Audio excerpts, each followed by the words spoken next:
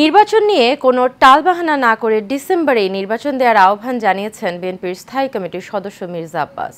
অন্যদিকে নির্বাচন বিলম্বে ষড়যন্ত্রের গন্ধ পাচ্ছে বলে মন্তব্য করেছেন বিএনপি চেয়ারপারসনের উপদেষ্টা জয়নুল আবেদিন ফারুক।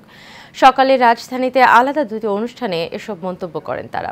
আরও জানাচ্ছেন শরীফুল ইসলাম।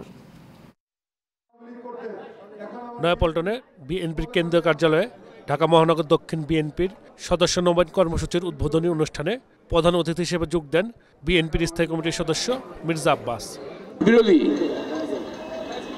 কোন কার্যক্রমের সঙ্গে জড়িত আছে তার সদস্য পদ নবায়ন করা যাবে না। এ সময় তিনি বলেন, যারা নির্বাচনকে ব্যাহত করার চেষ্টা করছে তারা দেশের ক্ষতি করছেন।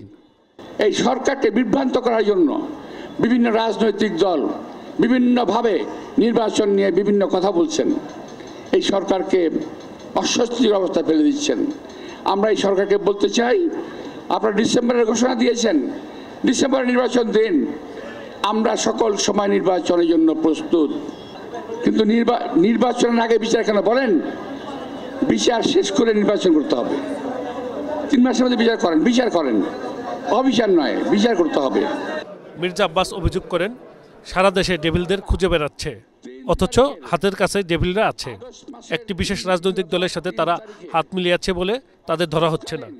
খুনি প্রধানমন্ত্রী শেখ হাসিনাকে যারা বলেছিল আপনাকে ছাড়া বাংলাদেশ চলবে না, আপনাকে আমরা চাই, কবিতার ভাষায় বলেছিল জীবনেও চাই, মরণেও চাই, অনেক অসম্ভবের সময় আপনাকে চাই, সেই ডেভিলটা তো হাতের কাছে আছে, কেন ধরছেন না? কারণ কি?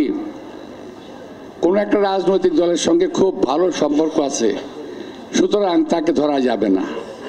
অন্যদিকে জাতীয় প্রেস ক্লাবে আলাদা একটি অনুষ্ঠানে বিএনপি চেয়ারপারসনের উপদেষ্টা জয়নুল আবেদিন ফারুক বলেন, নির্বাচন বিলম্বে ষড়যন্ত্রের গন্ধ পাওয়া যাচ্ছে। তাই আবার নতুন চক্রান্ত শুরু করেছেন।